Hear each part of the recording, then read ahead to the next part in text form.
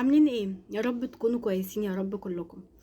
كام خطوة بقى كده هقولها لكم عشان تبتدوا السنة الجديدة برواقة كده وبحاجة جميلة ما عملتوهاش قبل كده. اول حاجة او اول خطوة هتبتديها ان انت تتخلصي من كل الماضي، من اي حاجة ضايقتك، من اي مشكلة زعلتك، شخص معين مش عايزاه يدخل السنة الجديدة معاكي، عادي هنرميه. واحدة مش حباها تكمل معاكي في السنة الجديدة، عادي خالص برضه هنرميها. هتعملي ايه بقى؟ ورقة وقلم، وهتكتبي كل حاجة مضايقاكي، اي حاجة انتي مش حباها، اي حاجة مخلياكي مخنوقة، مخلياكي مكتئبة، هتكتبي كل حاجة.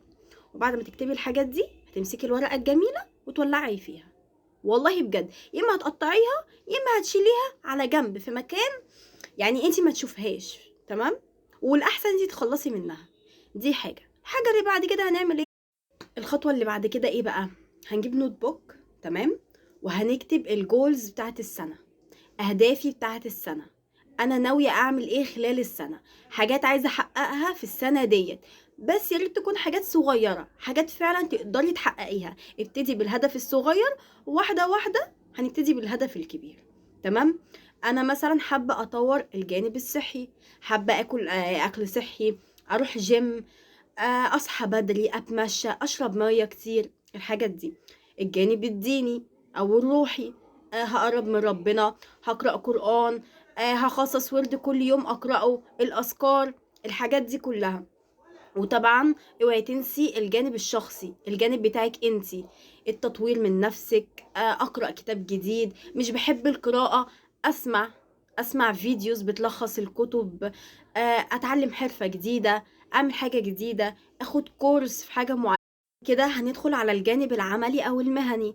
انا حابب اشتغل في الشغلانه الفلانيه في الوقت كذا، حابه انجح في الامتحان دوت، حابه اجيب درجات احسن، حابه اطور من نفسي في الماده المعينه، تمام؟ وهكذا هنمسك جانب جانب يعني نطوره على حسب شخصيتنا احنا، تمام؟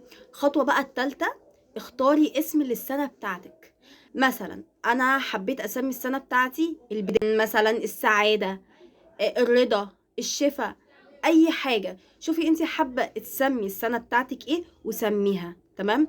وعلى على الاسم او على الاهداف او على اي حاجه انت حققتيها هتشتغلي على كده.